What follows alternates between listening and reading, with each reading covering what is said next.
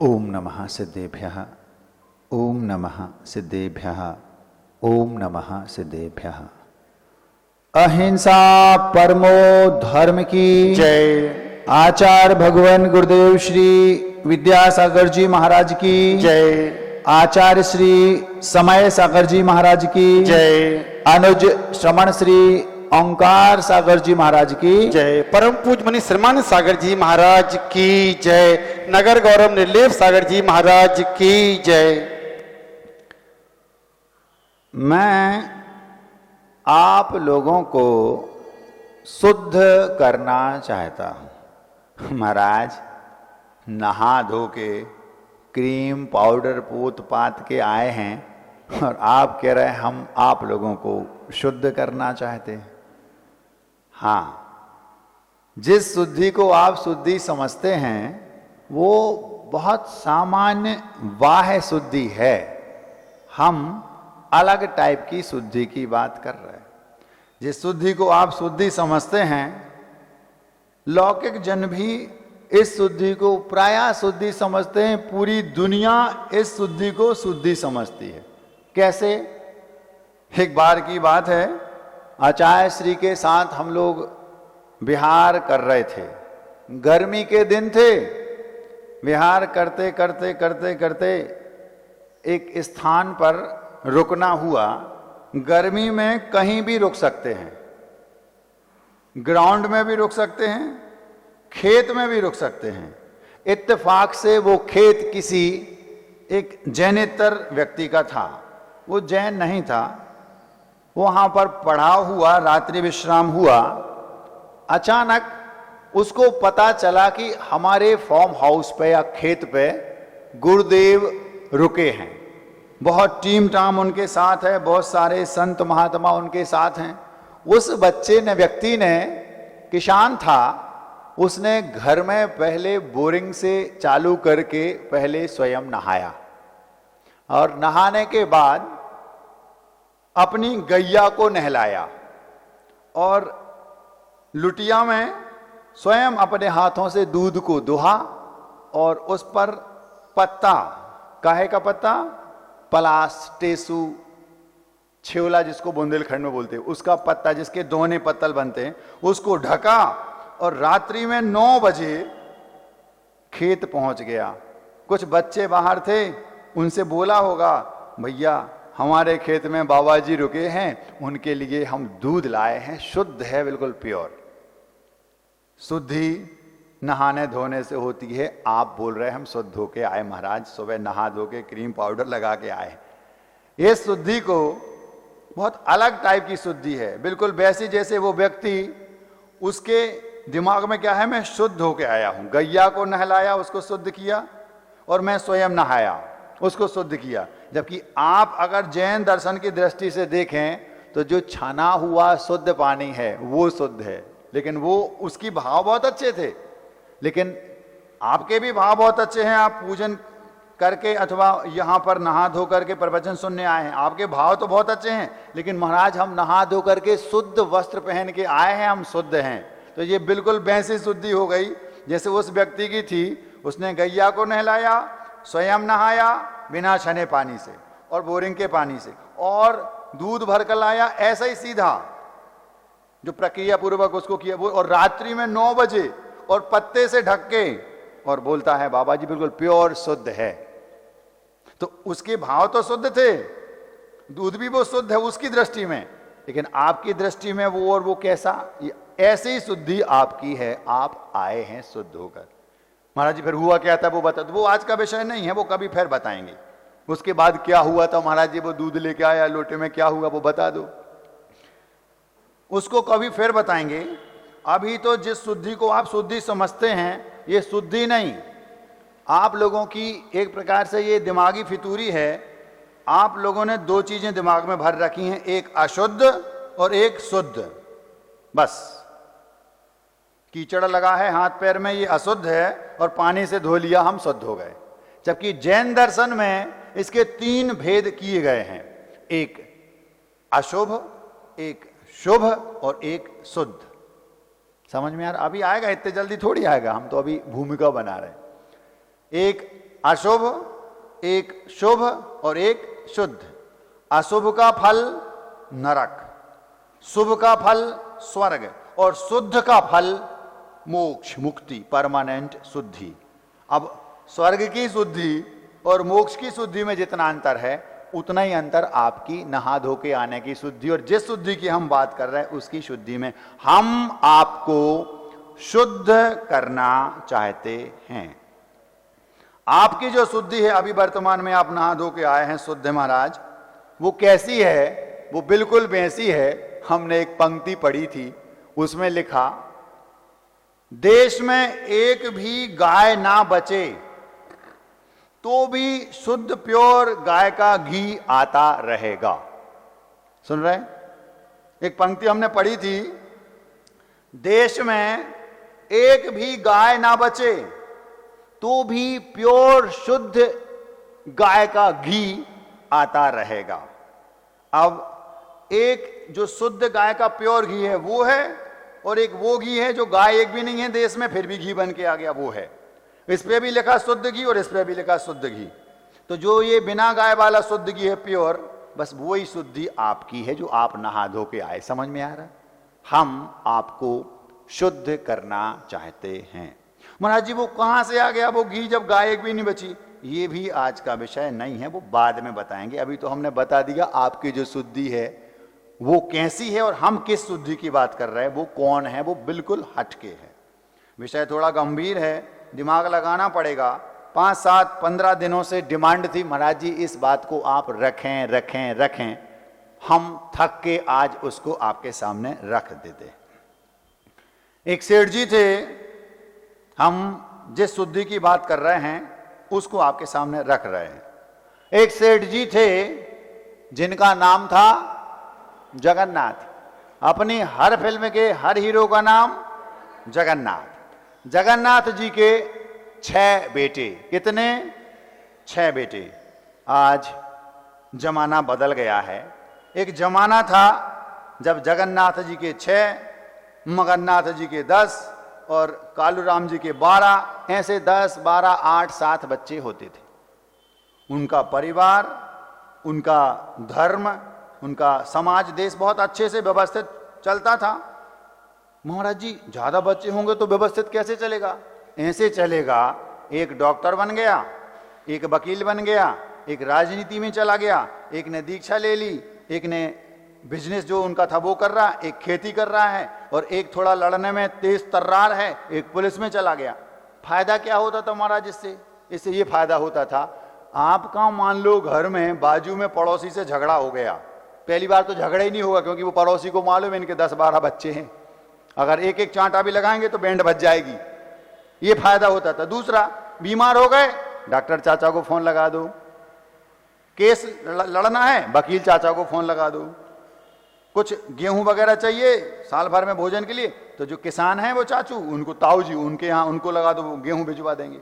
फिर कुछ सामान चाहिए, उनकी किराने की दुकान है उससे ले आओ। सब कुछ घर का, डॉक्टर है तो घर का, वकील है तो घर का, राजनीति में कोई पेंच फंस गया, अपनी चाचा है ना राजनीति में, सब कुछ घर का।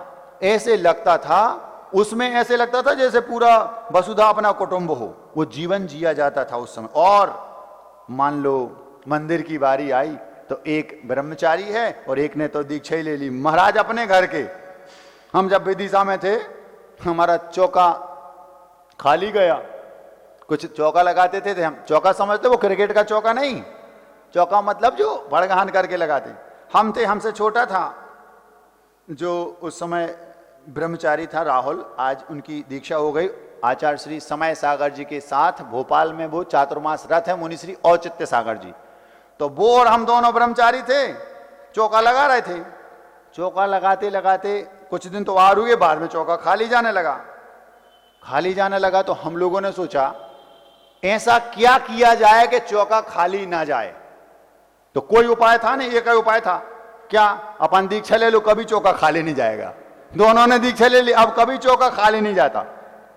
समझ में आ रहा? अब वो जगन्नाथ जी जिनके 6 बेटे थे, अगर 6 बेटे हैं आपके, या 8 बेटे हैं, या 4 बेटे हैं, या 5-6 बेटे हैं, तो सारी समस्याओं का हल आप ही के पास है। और अगर मान लो उसमें किसी को एक्सीडेंट हो गया, कोई प्लेन क्रैश हो गया, कोई बीमारी आ गई कोरोना जैसी, एक आध दो चले भी गए तो दो चार तो हैं। अब आज जमाना क्या आ गया, केवल एक है बस। उस एक के चक्कर, अब उसको जितनों 10 में जो प्रेम बटा था वो एक ही में है। अब उसने थोड़ा सा भी आपको परेशान किया तो आपको रोना आ गया, क्यों, सारा कुछ उसी पे है। थोड़ी सी भी वो ट्रैक से हटा और आप परेशान, और कुछ हो गया उसको तो जिंदगी अकेली। ये जमाना बहुत अलग टाइप का आ गया है। उस समय जगन्नाथ जी के 6, ये विषय हम एक दिन पहले रख चुके इसलिए इसको खोल नहीं रहे, हम तो आज जिस विषय को रखना चाह रहे हैं उसको आगे बढ़ाते हैं। तो जगन्नाथ जी, उनके 6 बेटे, 6 बेटों में 4 बेटे तो ब्रह्मचारी। महाराज ऐसा होता है? हाँ, हमने एक फिल्म देखी थी हलचल, अंगार चंद था उसमें, उस फिल्म का जो मुखिया था, उसके 4-5 बेटे थे, वे सब ब्रह्मचारी थे। एक ने गड़बड़ की थी, वो भी हम गड़बड़ करा रहे, अभी आगे तो आने दो। हलचल फिल्म में बिल्कुल सेम कंडीशन यहां। जगन्नाथ जी, उन जगन्नाथ जी के 6 बेटे, 6 बेटों में 4 बेटे ब्रह्मचारी, आजीवन ब्रह्मचारी। चारों का ब्रह्मचर्य व्रत ईमानदारी से, पूरी दृढ़ता, पूरे संकल्प के साथ उनका जीवन निर्वाह हो रहा। कभी भी उनके मन में भी अब ब्रह्म सेवन का भाव नहीं आता। ये 5वां बेटा, उसने व्रत तो लिया कई बार और कई बार तोड़ दिया, फिर व्रत लिया और बाद में विवाह कर लिया। तलाक हो गया, फिर व्रत ले लिया, फिर विवाह किया, दूसरा, फिर तलाक हो गया। कई बार वो ब्रह्मचारी बनता लेकिन बार बार उसको तोड़ देता। ये 5वां बेटा। और 6वां बेटा, अभी उसने व्रत लिया नहीं है लेकिन लेना चाहे तो ले लेगा, लेकिन जो संकल्प उसने लिया उसको प्राणपण से पालन करता है, यद्यपि अभी लिया नहीं है। ये 6वें बेटे ही आज के इस वक्तव्य का विषय है। 6 बेटे जगन्नाथ जी के। जगन्नाथ मतलब नाम तो है जगन्नाथ, लेकिन अगर हम उसका भाव देखें तो जगत के नाथ। जैसे उन जगन्नाथ जी के 6 बेटे, ऐसे ही इस जगत के 6 बेटे हैं। महाराज आप कहां ले जा रहे हैं? हम धीरे धीरे ले जाएंगे, जल्दी ना करियो। आपको हम शुद्ध बनाना चाहते हैं। पूरे ब्रह्मांड में, पूरे जगत में 6 बेटे हैं बस। कौन कौन से? आप उसको अपनी भाषा में जीव बोलते हैं, अजीब बोलते हैं, धर्म बोलते हैं, अधर्म बोलते हैं, आकाश बोलते हैं और काल बोलते हैं। पिछले 7-8 दिनों से, 15 दिन से एक सज्जन बार बार बोल रहे हैं, महाराज जी वो स्वाध्यायशील होंगे। महाराज जी इस विषय को आप अपनी भाषा में कब रखेंगे? हम रखेंगे भैया, नंबर तो आने दो। एक दिन में एक ही विषय रखा जाता है, बहुत गजब का विषय है। आप ध्यान से सुनेंगे तो आपको ब्रह्मांड में आपकी क्या पोजीशन है और आप वहां से कहां पहुंच सकते हैं 5 मिनट में समझ में आ जाएगा। जगत में जैसे जगन्नाथ जी के 6 बेटे, ऐसे ही इस जगत में केवल 6 चीजें हैं। पूरे ब्रह्मांड में सुई की नोक बराबर भी कोई 7वीं चीज नहीं है, केवल मात्र 6 चीजें हैं। आप अपनी भाषा में बच्चों को जो साइंस पढ़ाता है उसको साइंस की भाषा में बोलेंगे तो बोलेंगे लिविंग थिंग, मैटर, समझने के लिए kinetic energy, potential energy, space और टाइम। अभी हम आपको समझाते हैं।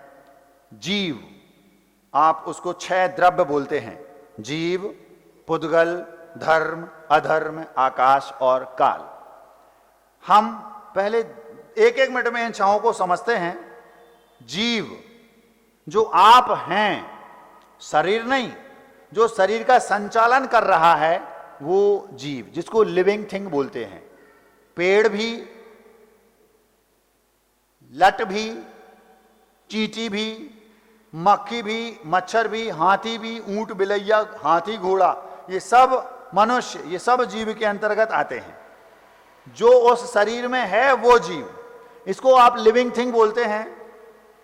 दूसरा है मैटर। मैटर मतलब पुद्गल। वर्तमान में आपको अपनी आंखों से इस ब्रह्मांड में जो कुछ भी दिखाई दे रहा है वो केवल मात्र मैटर, और उस मैटर की जो इकाई है, अंतिम इकाई, वो है एटम, जिसको आप परमाणु बोलते हैं। सुनते हैं साइंस ने एटम की खोज कर ली है। जैन दर्शन के एटम में और साइंस के एटम में महान अंतर है। साइंस कहता है इलेक्ट्रॉन, प्रोटॉन और न्यूट्रॉन, इन तीनों के, जिसमें जो तीनों हैं, जो शुद्ध है, पुद्गल की इकाई है, एटम है, वो एटम है। लेकिन जैनिज्म कहता है अत्ताति अत्तमज्जम अत्यंतम नेव इंद्रिये गेजम जम अविभागी दब्बम तम परमाणु बिजाणा ही। ये सूत्र है, इसमें लिखा जो आदि से, अंत से, मध्य से रहित हो उसका नाम परमाणु। जो इंद्रियों के द्वारा ग्राह्य नहीं है, इंद्रियों के द्वारा जिसको देखा नहीं जा सकता, उसका नाम परमाणु, और जो उस मैटर की अंतिम इकाई है। अब देखना, साइंस ने यह सिद्ध कर दिया कि जो परमाणु है वो ये है, और जैनिज्म वर्षों पहले कह रहा है ये परमाणु नहीं है, क्योंकि ये अभी आपको आंखों से दिखाई दे रहा है। एक मुर्रे गेलमन और रिचर्ड फेमिने नाम के साइंटिस्ट हुए, जिसको साइंस ने एटम कह दिया था। उस एटम को इन दोनों साइंटिस्ट ने 106 टुकड़े कर दिए। कितने? जिसको साइंस ने परमाणु घोषित कर दिया था, रिचर्ड फेमिने और मुर्रे गेलमन नाम के दो साइंटिस्ट हुए, इन दोनों ने उस पर फिर रिसर्च की और उसके 106 टुकड़े कर दिए, और अब बोलते हैं ये परमाणु। फिर जैन दर्शन के पास गए, जैनिज्म कहता है ये परमाणु नहीं है, क्योंकि अभी आपको माइक्रोस्कोप से दिखाई दे रहा है। जब तक ये आपको किसी भी यंत्र से दिखाई दे रहा है तब तक वो परमाणु नहीं। क्यों? अंत, आदि और मध्य से जो रहित है उसका नाम परमाणु। जो जिसके टुकड़े ना किया जा सके उसका नाम परमाणु। जो किसी यंत्र से ना दिखे उसका नाम परमाणु। आप लोगों ने कभी गरीब लोगों के घर देखे होंगे। सुनते हैं आप लोग अमीर हैं, हमने ऐसा सुना है, आप लोग पैसे वाले हैं। एक पंक्ति गुरुदेव बोला करते थे, हमें हंसी आ रही है, आप लोग सुन के हंसना नहीं। आचार्य श्री बोलते थे, मैंने ऐसे कई गरीब देखे हैं जिनके पास पैसे के अलावा और कुछ नहीं है। व्यंगात्मक है, थोड़ा फिर से सुनना पड़ेगा। मैंने ऐसे कई गरीब देखे हैं जिनके पास पैसे के अलावा और कुछ नहीं है। ये पंक्ति व्यंगात्मक है, मतलब उसके पास पैसा तो है, बस पैसा ये उसी की अमीरी है, बाकी उसके पास कुछ नहीं है, बाकी हर एक एंगल से वो गरीब है। तो वो मुर्रे गेलमन और रिचर्ड फेमिने नाम के उन वैज्ञानिकों ने उस परमाणु के 106 टुकड़े कर दिए। अभी वो कह रहे हैं ये परमाणु।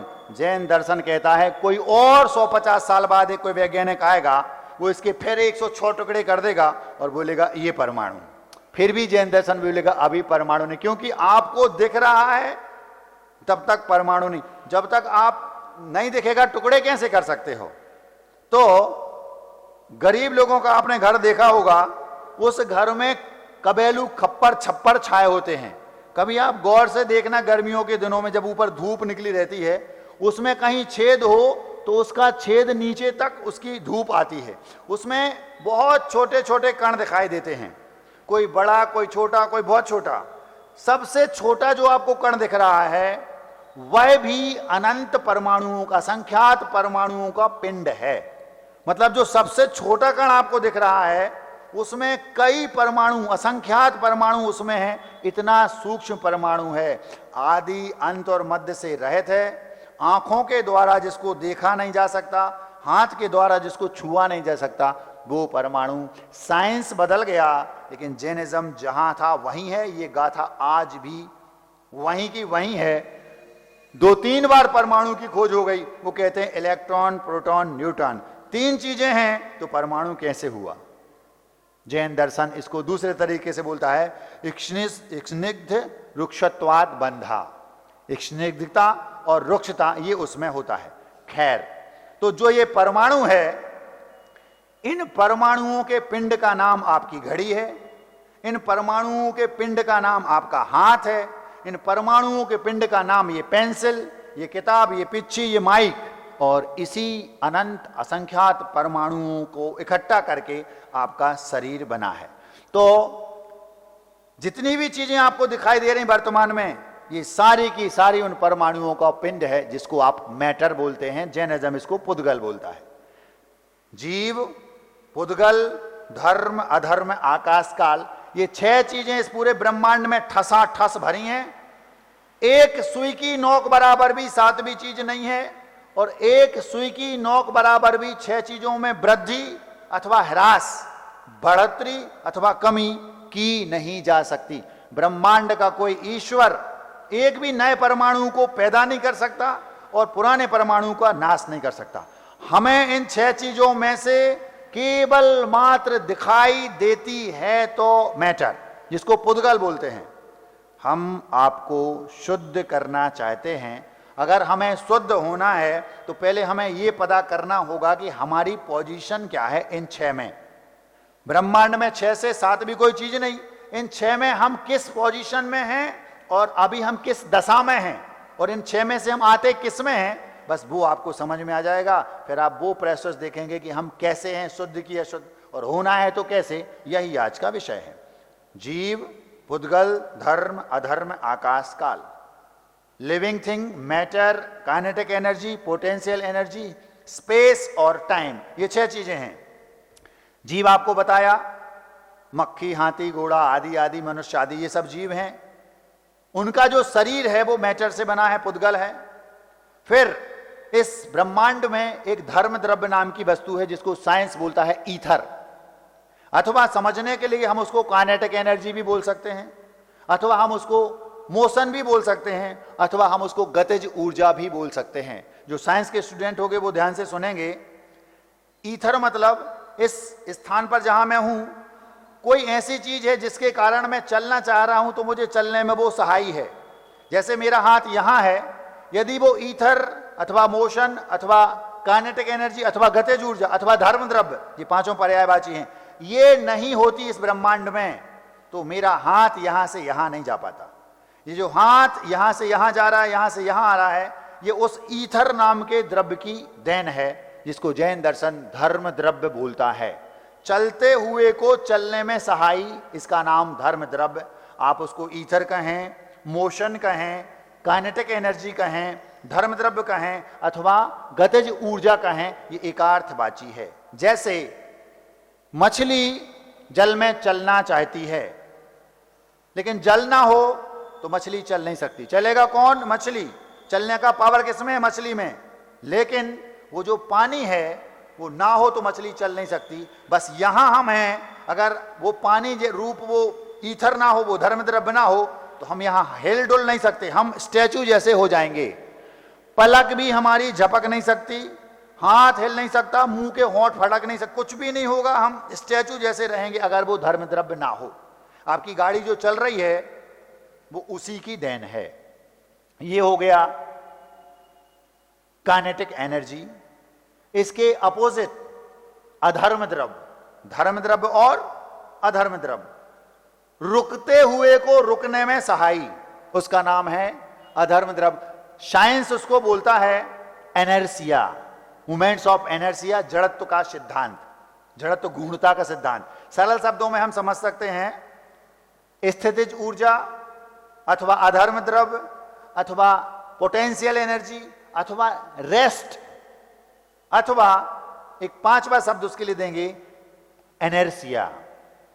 धर्म द्रव्य चलने में सहायी, अधर्म द्रव्य रुकने में सहायी। हमारा हाथ यहां से यहां गया, अगर अधर्म द्रव्य नहीं होता तो यहां रुक नहीं सकता, वो चलता ही जाता, चलता ही जाता।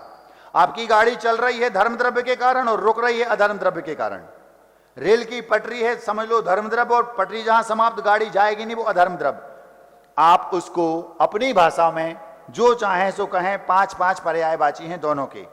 एक धर्म द्रव्य, एक अधर्म, वो पूरे ब्रह्मांड में कण कण में मौजूद है। धर्म द्रव्य, अधर्म द्रव्य। धर्म द्रव्य को कहेंगे इमोशन, तो इसको रेस्ट, इसको गतिज ऊर्जा, तो इसको स्थितिज ऊर्जा, इसको काइनेटिक एनर्जी, इसको पोटेंशियल एनर्जी, इसको ईथर और इसको एनर्सिया। ये 5 पर्यायवाची हैं। आप इसको क्या समझते हैं समझ लें। बच्चे ध्यान से सुनेंगे तो उन्हें समझ में अच्छे से आ सकता है। धर्म द्रव्य का काम चलते हुए को चलने में सहाई, जैसे मछली को पानी। अधर्म द्रव्य का काम रुकते हुए को रुकने में सहाय, जैसे पेड़ की छाया। आप चल रहे हैं, पेड़ है, उसमें छाया है, आपका मन हुआ रुकना चाहते, पेड़ के नीचे रुक गए, वो जबरदस्ती रोकेगा नहीं और जबरदस्ती चलाएगा नहीं। चलना हो तो चल लो, रुकना हो तो रुक लो। ये दोनों इस ब्रह्मांड में ठसाठस भरे हैं। उसी के कारण आप चल के यहां आए, वो धर्म द्रव्य काम, और यहां आकर रुक गए, बैठ गए, अधर्म द्रव्य का काम। यदि अधर्म द्रव्य इस ब्रह्मांड में ना हो तो आप रुक नहीं सकते, चलते ही रहेंगे, और धर्म द्रव्य ना हो तो चल नहीं सकते, रुके ही रहेंगे। समझ में आ रहा? ये धर्म अधर्म अथवा काइनेटिक एनर्जी, ये दोनों। अब पांचवी चीज है आकाश द्रव्य। आकाश मतलब स्काई नहीं, जो ब्लू दिख रहा है ये नहीं। आकाश मतलब वो स्थान जितने को आप घेरे हैं। थोड़ा सा कठिन विषय है, अगर समझेंगे तो आपको अपनी पोजीशन समझ में आ जाएगी कि आप किस पोजीशन में अभी हैं, क्योंकि उन 6 द्रव्यों में आप भी हैं और उसमें आपकी क्या पोजीशन है ये अभी हम बताने वाले हैं। धर्म अधर्म आकाश। आकाश मतलब स्काई नहीं, आकाश मतलब स्पेस। ये पेंसिल जितने स्थान को घेरे है, अगर आकाश द्रव्य नहीं होता तो ये रहती कहां? जितने में आप हैं, आपका जो शरीर जितने स्थान को घेरे है इस ब्रह्मांड में, इस स्थान पर, वो आकाश द्रव्य की देन है, जिसको स्पेस बोलते हैं। अगर वो नहीं होता तो आप रुकते कहां? फिर अगला है काल, जिसको आप बोलते हैं टाइम। महाराज जी वो दिखता तो है नहीं। काल नहीं होता तो आधे घंटे पहले में आया था, ये आपने कैसे जान लिया? आपके बाल काले थे, अब सफेद हो गए, ये कैसे हो गए? आप बच्चे थे, अब बूढ़े हो गए, ये कैसे हो गए? ये समझ में आ रहा है। खिचड़ी आपने पकने रख दी, 10 मिनट में पक जाएगी, तो ये 10 मिनट, ये टाइम काल का रोल है। एक एक ब्रह्मांड के एक एक प्रदेश पर, एक एक स्थान पर वो कालाणु हैं। तो भी दिखाई हमें कुछ भी नहीं देगा। 6 में से दिखाई देगा तो केवल एक मैटर, जिसको पुद्गल बोलते हैं। फिर से सुनो, जगन्नाथ जी के 6 बेटे, 4 ब्रह्मचारी, एक ब्रह्मचारी होकर बार बार तोड़ देता है व्रत 5वां, और एक 6वें ने अभी व्रत लिया नहीं। वैसे इस जगत के 6 बेटे, जीव, पुद्गल, धर्म, अधर्म, आकाश, काल। आपकी भाषा में कहें तो living thing, matter, kinetic energy, potential energy, space और टाइम। इन 6 चीजों का, इन 6 के अलावा सुई की नोक बराबर भी 7वीं चीज पूरे ब्रह्मांड में नहीं है। एक सुई की नोक बराबर नई चीज कोई उत्पन्न नहीं कर सकता। नैवा सतो जन्म सतो विनाशो। ना तो कोई सुई की नोक बराबर नई चीज, एक परमाणु मात्र भी नया परमाणु ब्रह्मांड में कोई नया उत्पन्न नहीं कर सकता, और एक परमाणु जो पुराना कोई नष्ट नहीं कर सकता। तो महाराज जी बिल्डिंग थी, तोड़ करके ढेर हो गया, ये हो क्या रहा है? रेलगाड़ी थी, कुछ नहीं बचा। एक टापू था, वहां पर गड्ढा हो गया। टमाटर था, वो सूख के हमने उसके टुकड़े किए, जला दिया, राख हो गया। ये बदल तो गया। इतना बड़ा बलून था, फूट कर इतना सा बचा। पॉपकॉर्न थे, हमने उसको फुलाया तो बड़े हो गए। ये सब क्या है? हमारे पिताजी थे, आज वो नहीं है। इतने बड़े थे, इतनी सी राख बची। बस यही आपको समझना है। मैटर का सारा खेल है। इन 6 में से 5 हमें आंखों से दिखाई ही नहीं देते। अनुभव में 6 आते प्रतिपल। आपके अनुभव में 6 में से 6 प्रतिपल आते हैं। कैसे? पहले ये सुनो, फिर अगली बात बताएंगे। आप स्वयं जीव हैं कि नहीं? महाराज जी हैं। महाराज जी ये दिख तो रहा, ये तो आप कह रहे मैटर है, पुद्गल है।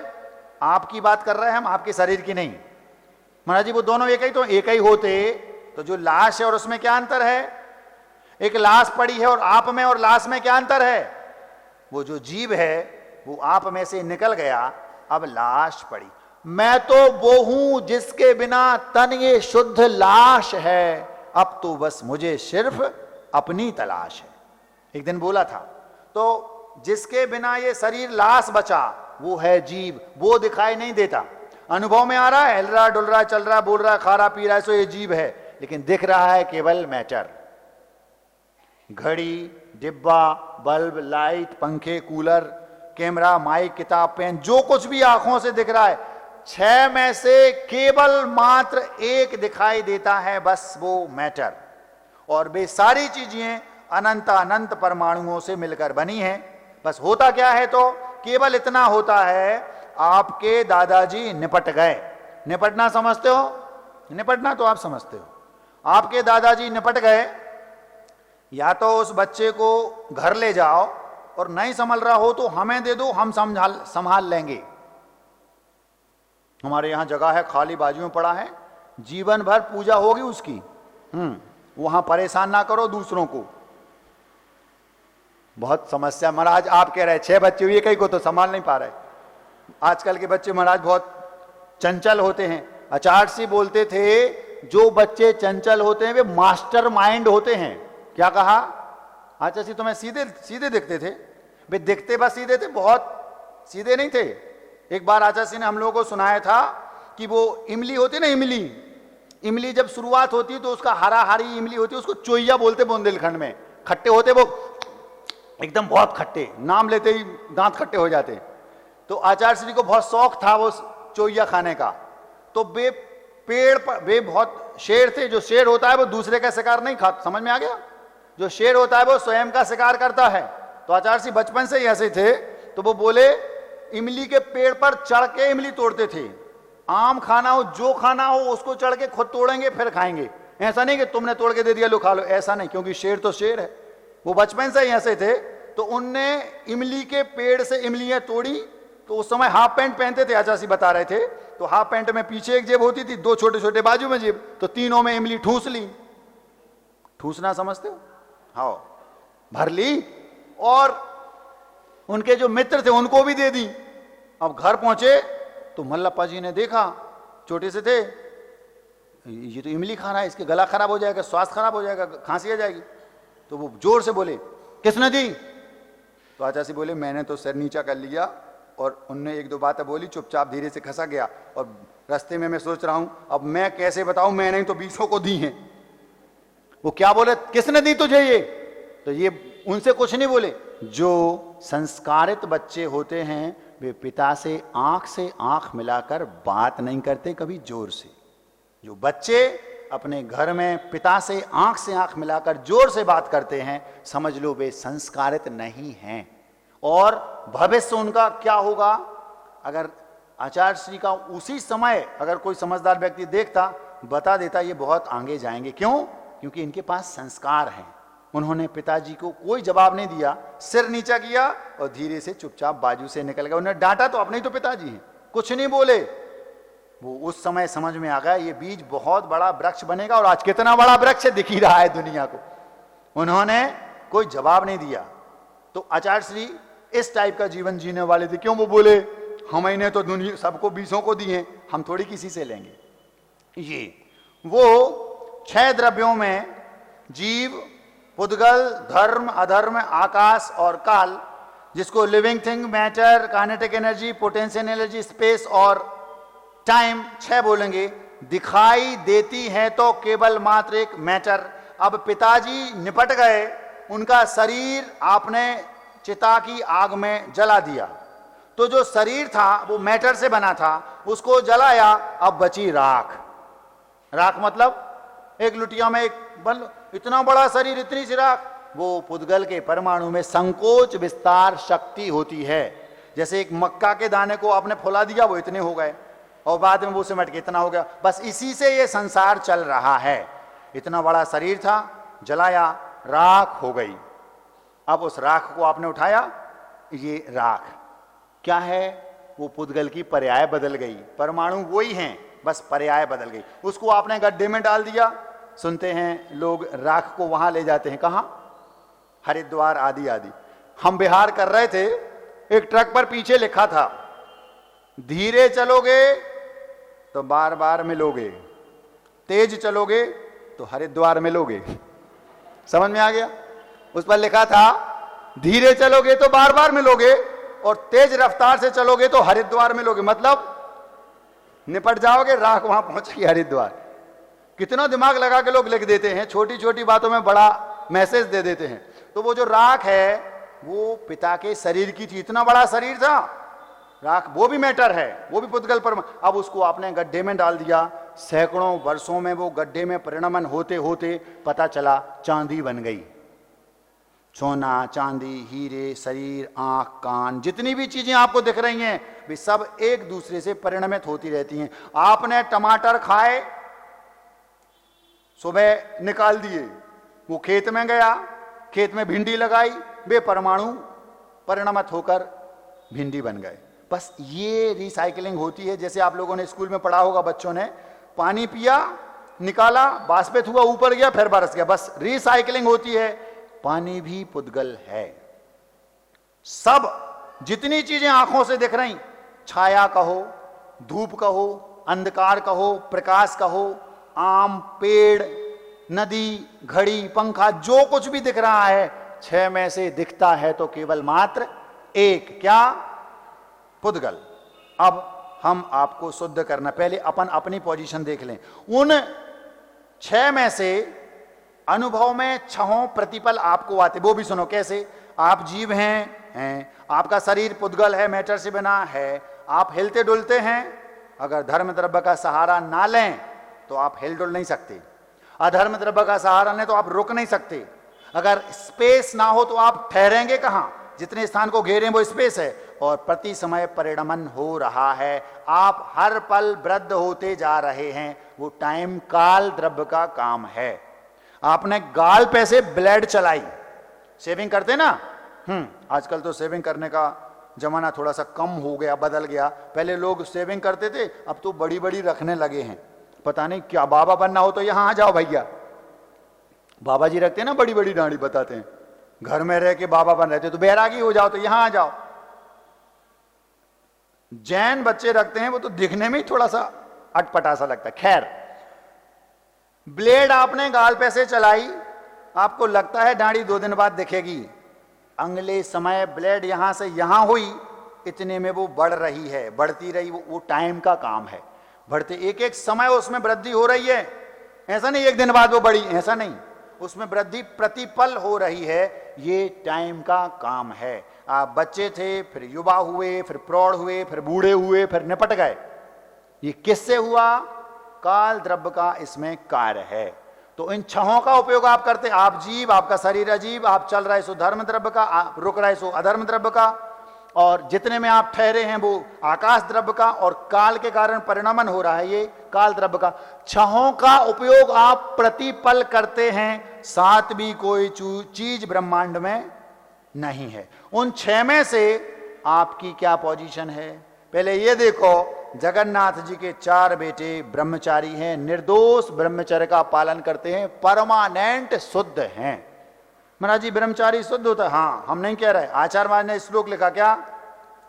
सुचिर भूमि गतो तोयम, सुचिर नारी पतिव्रता, सुचिर धर्म परो राजा, ब्रह्मचारी सदा शुचि।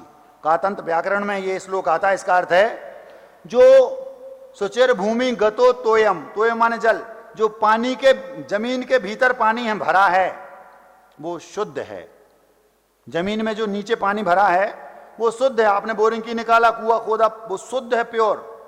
भूमिगत जो पानी है वो शुद्ध है। सुचिर भूमि गतो तोयम, सुचिर नारी पतिव्रता। जो पतिव्रता स्त्री है वो स्त्री पर्याय को पाकर के भी शुद्ध है। जिसके हृदय में कभी अपने पति के अलावा पर पुरुष के बारे में स्वप्न में भी भाव ना आया हो, वो सीता, अंजना जैसी महासतियां, ये पतिव्रता स्त्रियां थीं। ये कहानियां आपको अपनी बेटियों को जरूर सुनाना चाहिए। रामायण में सीता की कहानी सुनाओ, अंजना की कहानी सुनाओ, और भी जो सतियां हुई हैं उनकी कहानियां सुनाओ। क्यों? तभी बच्चों में वो संस्कार पड़ेंगे, नहीं तो बहुत स्पीड में संस्कृति विकृत हो रही है। तो जो पानी है भूमिगत वो शुद्ध है, जो पतिव्रता स्त्री है वो शुद्ध है, धर्म परायण जो राजा है, राम राज्य जिसके राज्य में होता है, वो राजा शुद्ध है। और सुचिर धर्म परो राजा ब्रह्मचारी सदा शुचि, जिसने ब्रह्मचर्य का पालन जो कर रहा है वो सदा शुचि है। तो चार द्रव्य परमानेंट शुद्ध हैं, कभी भी वो विकृत नहीं होते। कौन कौन? जीव, पुद्गल, धर्म, अधर्म, आकाश काल। इनमें से चार जो लास्ट के हैं, जीव और पुद्गल को छोड़कर, ये कभी भी एक बार अशुद्ध नहीं होते, वे परमानेंट शुद्ध हैं। धर्म द्रव्य भी एक है, पूरे ब्रह्मांड में व्याप्त है। अधर्म द्रव्य भी एक है, पूरे ब्रह्मांड में व्याप्त है। कहीं भी आप जाओ वहां जा फिर चल फिर सकते हैं, रुक सकते हैं। आकाश द्रव्य है, वो पूरे ब्रह्मांड में व्याप्त है। ऐसा नहीं कि ऊपर आकाश है, कुएं के अंदर भी आकाश है। उसमें एक पत्थर रखा है, वो भी आकाश द्रव्य के स्थान पर है। अगर आकाश द्रव्य नहीं होता तो वो पत्थर रखा कहां है? पृथ्वी, वो भी आकाश द्रव्य में स्थित है। तो वो भी पूरे ब्रह्मांड में केवल एक है। और काल, वो असंख्यात परमाणु है, एक एक प्रदेश पर एक एक विराजित है। आपको समझाने के लिए हम कह सकते हैं वो भी अखंड एक है, समझाने के लिए। ये चारों एक एक हैं और प्योर शुद्ध हैं। वैसे तो काल परमाणु असंख्यात हैं, लेकिन आपको समझाने के लिए वो एक है और वो भी शुद्ध है। 6 बेटे जगन्नाथ जी के, 4 परमानेंट शुद्ध ब्रह्मचारी। ऐसे इस जगत के 4 बेटे 6 में से शुद्ध, धर्म, अधर्म, आकाश और काल, चारों एक एक, चारों शुद्ध। काइनेटिक एनर्जी पूरे ब्रह्मांड में भरी है, वो शुद्ध है। पोटेंशियल एनर्जी पूरे ब्रह्मांड में भरी है, ठसाठस, वो शुद्ध है। आकाश, कहीं भी चले जाओ आपको स्थान मिल जाएगा, वो शुद्ध है। और काल, वो भी शुद्ध है। आप चाह के भी उसको अशुद्ध नहीं कर सकते। पूरे ब्रह्मांड में 6 चीजें, 4 शुद्ध। जगन्नाथ जी के 4 बेटे ब्रह्मचारी, चारों शुद्ध। अब बचे 2, जीव और पुद्गल, मैटर और लिविंग थिंग। जे एक एक नहीं है, जे अनंतानंत हैं दोनों। कौन? जीव भी अनंत हैं और पुद्गल भी अनंत हैं। जीव मतलब लिविंग थिंग और पुद्गल मतलब मैटर।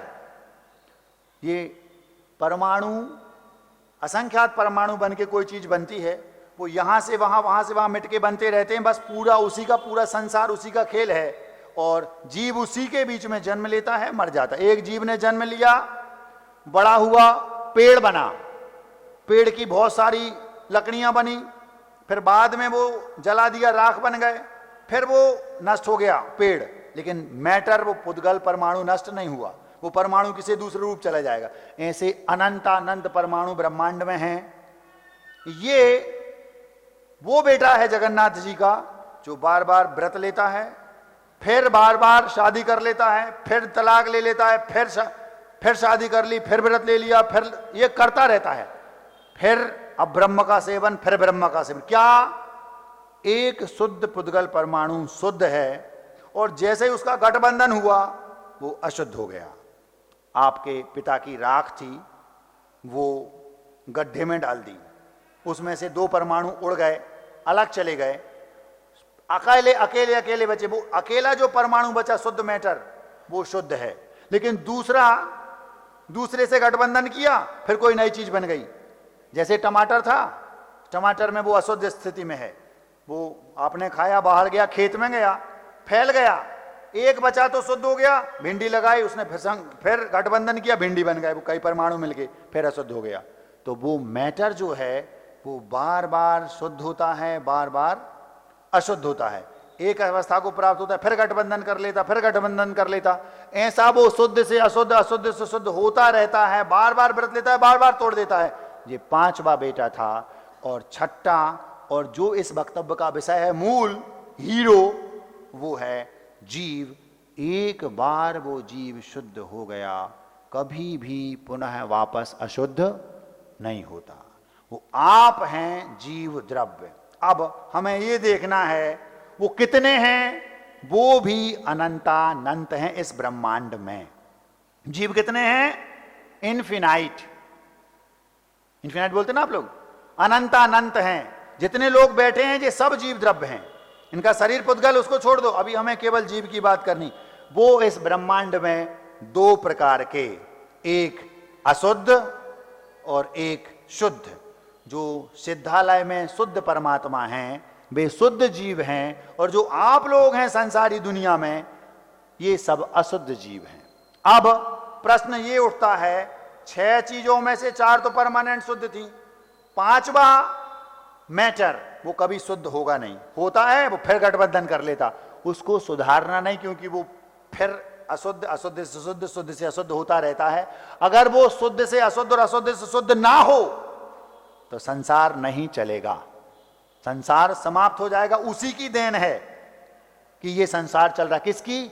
मैटर की। सारा मैटर मैटर का है, समझ में आ रहा?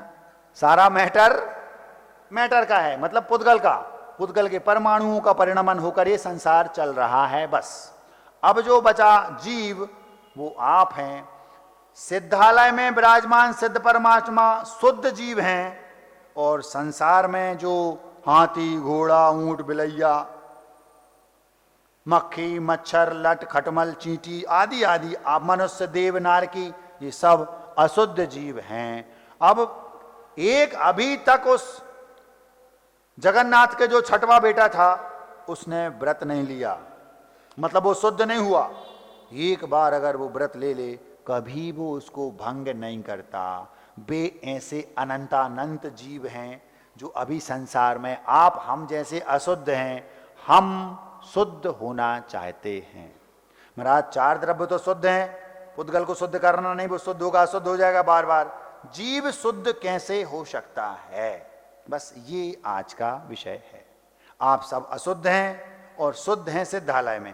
अब हमें ये देखना है इस ब्रह्मांड में 6 चीजों में हम भी उसमें आते हैं जीव, हम अभी अशुद्ध हैं और हमें शुद्ध होना है।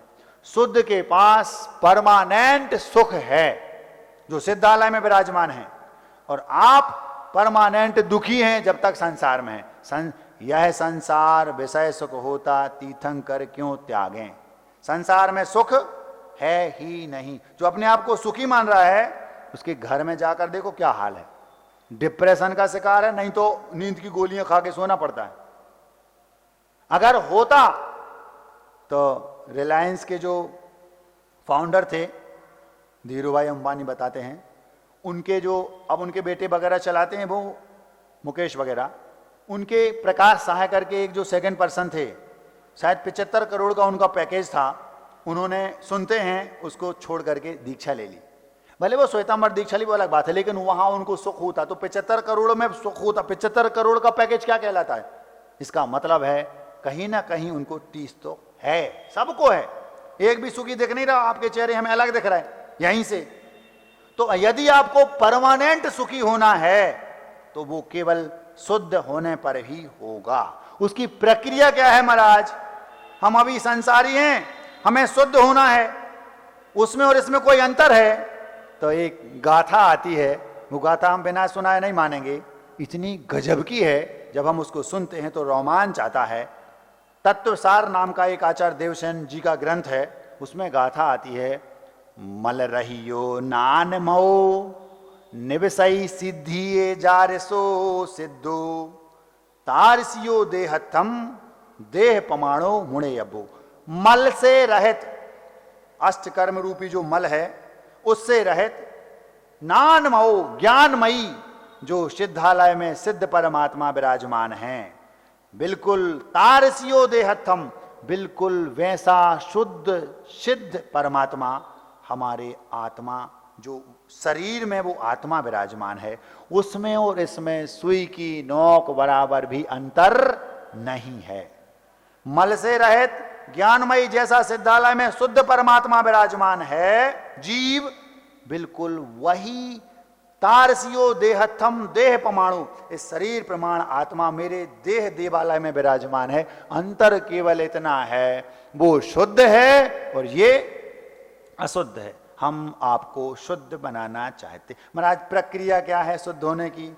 आग में डाल दें तो शुद्ध हो जाएगा, सोना तो शुद्ध हो जाएगा, आप निपट जाओगे, कूदना नहीं आग में।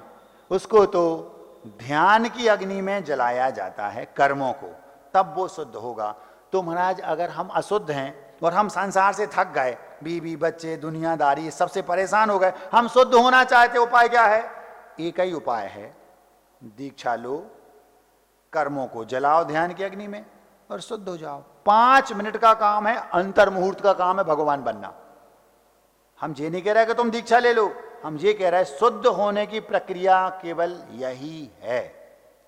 नबी सिद्धई बत्थ धरो, जिन सास ने जय भी होई तिथैरो, नग्गो विमोख मग्गो, शेषा उमग गया सब्बे। इस गाथा में शुद्ध होने की प्रक्रिया लिखा है, वो तीर्थंकर भी क्यों ना हो, अगर उन्हें शुद्ध होना है तो दिगंबरत्व को तो धारण करना ही पड़ेगा। तो महाराज हमें शुद्ध तो होना, लेकिन घर में, तो अगर आप घर में हैं, हम ये कह रहे हैं पहले रास्ता तो पता चल जाए, फिर चलना बाद की बात है। अगर आपको ये भी समझ में आ गया कि ब्रह्मांड की व्यवस्था ये है, पूरे ब्रह्मांड में 6 चीजें हैं, उन 6 में हम भी आते हैं और 4 परमानेंट शुद्ध हैं, एक शुद्ध से अशुद्ध, अशुद्ध शुद्ध होता रहता है, और 6 में बचे हम जीव, हम अभी अशुद्ध हैं, हमें शुद्ध होना है। अगर एक बार हम शुद्ध हो गए कभी अशुद्ध नहीं होंगे। काले कल्प सते पिचा गते शिवानाम न विक्रिया लक्ष्या, उत्पातोपि यदि स्यात् तो लोक संभ्रांति करण पटु। ये रत्नकर्णक श्रावण में लिखा है, इसका अर्थ है करोड़ों कल्पकाल भी क्यों ना बीत जाएं, एक बार जो जीव शुद्ध हो गया कभी भी वो वापस संसार में अशुद्ध होकर के नहीं आता। इसलिए जैन दर्शन में अवतारवाद नहीं है, महावीर का अवतार नहीं होगा, दूसरा कोई महावीर जैसा बन जाएगा। महावीर तो शुद्ध हो गए, परमानेंट शुद्ध। 3 लोक में उथल पुथल मच जाए, कोई पूरे लोक को पलट भी दे, तब भी सिद्धों में विक्रिया ना लक्ष्या। ये 2000 वर्ष पुरानी गाथा है। हमारे यहां एक बार शुद्ध हो गए बस परमानेंट शुद्ध। तो करना क्या है? अभी हम अशुद्ध हैं, हमें पुरुष बन के, पुरुष तो हैं ही, जो महिला हैं वो पुरुष बन के अगले भाव में दीक्षा लो, ध्यान की अग्नि में 8 कर्मों को जलाओ और शुद्ध सिद्धालय में जाकर विराजमान हो जाओ। एक बार शुद्ध हो गए कभी अशुद्ध नहीं होंगे। मैं आपको शुद्ध करना चाहता। महाराज हम नहा धो के आए हैं, ये तो लौकिक शुद्धि है, समझ गए? आप आत्मा को शुद्ध करना चाहते हैं, कुछ नहीं, बच्चों का खेल है भगवान बनना। दीक्षा लो, केवल ज्ञान प्राप्त करो, कर्मों को जला के और मुक्त हो जाओ बस। अब आपको क्या करना ये देख लो। महाराज हमें क्यों बताया? हमारी तो शादी हो गई। हमने इसलिए बताया, जितने भी आज तक सिद्ध हुए हैं, हो रहे होंगे, चाहे वे तीर्थंकर हो और चाहे वे तीतर हो।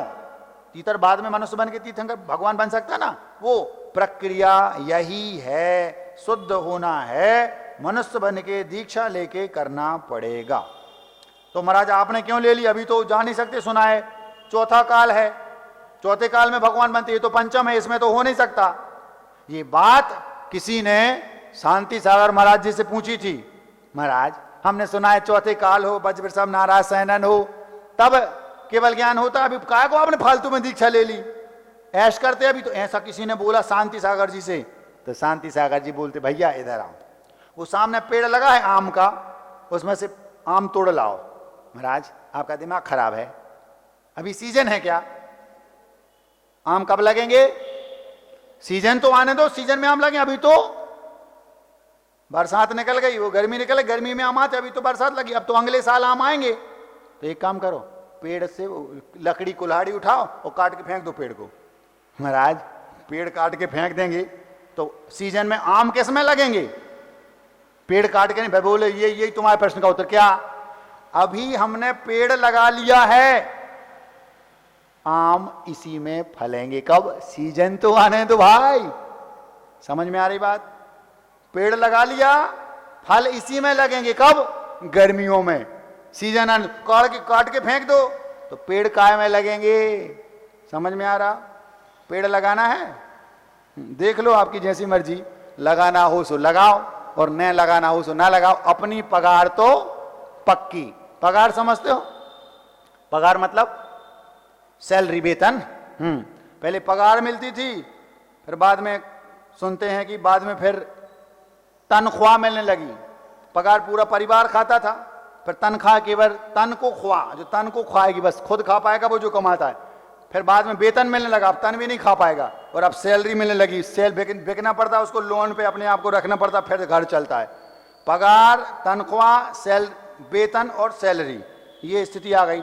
अपनी पगार तो पक्की, हमने आपको समझा दिया, अब आपको समझ में आए, जो अच्छा लगे वो करो, के वो हमाओ काम है, मानो चाहे न मानो, और अपन ने तो रास्ता पकड़ लई, तुम आई तुम जानो। आज के लिए इतना पर्याप्त है, आपका समय हो गया, 5 मिनट ज्यादा हो गए। अब मिठाई। पूरे वक्तव्य का सार क्या निकला? 6 द्रव्यों में 4 शुद्ध हैं, 6 का उपयोग हम करते हैं, दिखाई देता केवल एक, उनमें हम भी हैं, हम अभी अशुद्ध हैं, हमें शुद्ध होना है। उसका उपाय है दीक्षा लो और ध्यान अग्नि में कर्मों को नष्ट करो और शुद्ध हो जाओ। अभी नहीं हो सकते, कोई बात नहीं, आप भोजन जब बनाना हो बना लेना, कैसे बनाया जाता है ये सीख लो। अगर आपने ये सीख लिया, श्रद्धान हो गया, तो आपका टिकट पक्का, क्योंकि आप सम्यक दृष्टि कहलाएंगे, आपकी सोच समीचीन कहलाएगी। जब आपको भोजन बनाना हो बना के खा लेना, लेकिन बनाना आज सीख लो, समय है, नहीं तो पछताना पड़ेगा, नहीं तो फिर संसार में रहो यहीं। अभी आप हो, मरण करके बकरी बन गए, बकरी करके हाथी, हाथी बन के उल्लू, उल्लू बन के नरक, नरक से फिर मनुष्य, यही रिसाइकलिंग चलती रहेगी। टमाटर से भिंडी, भिंडी से सोना, सोने से चांदी, चांदी से भिंडी, भिंडी से मिट्टी, मिट्टी से राख, राख से पापा, और पाप से पापी। समझ रहे? पूरे ब्रह्मांड का सत्य यही है। 6 चीजों में हम भी आते, हमें शुद्ध होना है। जिसको आज का वक्तव्य समझ में आ गया, श्रद्धान उसने दृढ़ कर लिया, ये समझ लो, ये जैन दर्शन की शुरुआत यहीं से होती है। जिसकी ऐसी सोच है वो शुद्ध सम्यक दृष्टि है। बस श्रद्धा इतनी बना लो, भले तुम दीक्षा नहीं ले पा रहे तो भी तुम्हारी वो RAC क्या बोलते हैं, पक्की सीट। हाँ, और अगर ऐसी श्रद्धा नहीं है तो फिर जो दिखाए सो करो। शीर्षक है परम आनंद तो निज आत्मा के स्वाद में ही है। थोड़ा सा आध्यात्मिक है, सबको समझ में नहीं आएगा, सबको समझ में ना आए इसलिए रख रहा। सारी बातें सबको समझ में आ गई तो फिर हम कल क्या समझाएंगे, आज ही सब समझ जाएंगे, इसलिए इसको रख रहा हूं। आध्यात्मिक है, जिस उद्देश्य से कहा जा रहा उसी से समझना। 3 लाइनों में इसमें गुरु को ऊपर उठाया, और 4थी लाइन में मेरा गुरु तो मैं ही हूं। 3 में व्यवहार है और 4थे में निश्चय। इसी दृष्टि से सुनना, नहीं तो कहो महाराज क्या हो गया, आपको दिमाग खराब तो नहीं हो गया। दृष्टि बहुत हाई लेवल की है, ध्यान से समझना। मेरे गुरुदेव का उपकार मुझ पर है बड़ा भारी, मेरे गुरुदेव का उपकार मुझ पर है बड़ा भारी। ना गुण में गा सकूं गाऊं यदि मैं उम्र भर सारी। पूरी जिंदगी भी उनके गुण का गान करूं तो गा नहीं पाऊंगा, इतने उनके गुण थे और इतना उनका उपकार है, मैं जीवन भर में चुका नहीं सकता। मेरे गुरुदेव का उपकार मुझ पर है बड़ा भारी, न गुण में गा सकूं गाऊं यदि मैं उम्र भर सारी। उनके गुणगान के आनंद का है स्वाद अद्भुत पर, उनके गुणगान के आनंद का है स्वाद अद्भुत पर। परम आनंद तो निज आत्मा के स्वाद में ही है। 3 लाइनों में गुरु महान और 4थे में हमारी आत्मा ही मेरा गुरु। संग रहना गुरुवर के भला ना कौन चाहेगा, जो गुरु का साथ पाएगा सदा वो मुस्कुराएगा। जिनको गुरु जिनको मिला करते परम वो भाग्यशाली पर। 3 लाइनों में गुरु दी, सब कुछ गुरु हैं, उनके साथ रहना कौन नहीं चाहेगा, उनका साथ पाना कौन नहीं चाहेगा, और वो जो उनके साथ रहेगा वो मुस्कुराएगा, स्वाभाविक है।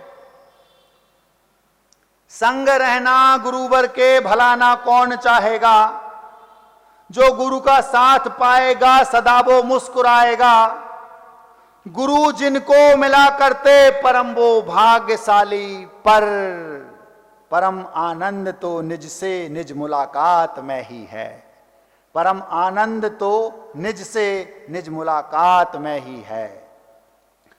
गुरु से बात करने को सदा ये मन मचलता है, उनकी हर बात मानूं मैं यही मेरी सफलता है।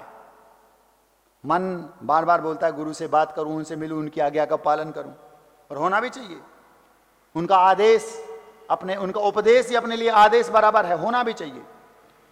गुरु से बात करने को सदा ये मन मचलता है, उनकी हर बात मानूं मैं यही मेरी सफलता है। उनका उपदेश है मेरे लिए आदेश ही तब भी, परम आनंद तो निज आत्मा से बात में ही है। मेरे गुरुदेव को जिन वचन में हासिल महारथ है, सभा कीलित सी हो जाती न जाने क्या पदार्थ है। आचार्य श्री जब बोलते थे तो पूरी सदा मंत्र मुग्ध हो जाती थी, सभा कीलित हो गई हो। उनके वचनों में उनको महारत हासिल था। बैठते थे तो ऐसे लगता था कि जैसे साक्षात तीर्थंकर बैठे हों। एकदम एकटक लोग 2-2 घंटे उनको निहारने की हिम्मत रखते थे। मेरे गुरुदेव को जिन वचन में हासिल महारत है, सभा कीलित सी हो जाती न जाने क्या पदार्थ है। उनके मुख पर चमकता तेज लख, उनके मुख पर जो तेज चमक रहा उसको देख कर की अलग एहसास होता था। उनके मुख पर चमकता तेज लख, एहसास अद्भुत पर परम आनंद तो निज आत्म से, परम आनंद तो निज आत्म के एहसास में ही है। उनके मुख पर चमकता तेज लख, एहसास अद्भुत पर परम आनंद तो निज आत्म के एहसास में ही है। नित समय सार की बातें गुरु की देह करती है। उनका शरीर समय सार की बातें करता था। वे चलते थे, काम करते थे, कुछ भी करते थे अपनी क्रियाएं तो मूलाचार और भीतर समय सार झलकता था। हमने अपनी अनुभव किया उनके बाजू में रहकर। व्यवहार में वो बाहर जीते थे और भीतर घुसे रहते थे। जब देखो जब उनके मुख से पहला शब्द जब निकलता था तो केवल मात्र आत्मा का, शुद्ध आत्म तत्व की चर्चा उन्हें आनंद देती थी। नित समय सार की बातें गुरु की देह करती है। समय का सार वे जीवंत मानो कुंद कुंद ही हैं। उनके नजदीक रहने का अलग आभास है तब भी, उनके नजदीक रहने पर अलग आभास है तब भी, परम आनंद तो निज आत्म के आभास में ही है। उनके चरणों की धूली ही मेरे माथे का चंदन है। दूर चरणों से ना करना यही मेरा निवेदन है। यदि संसार में सुख है तो केवल गुरु चरण तब भी, परम आनंद तो निज आत्म के प्रासाद में ही है अंतिम भावना मेरी गुरु की छांव बन जाऊं। जहां भी गुरु चरण जाएं सदा मैं स्वयं को पाऊं। मैं निज में बैठकर निज से स्वयं ही बात कर गाऊं। परम आनंद तो निज आत्मा के साथ में ही है। परम आनंद तो निज आत्मा की बात में ही है। अहिंसा परमो धर्म की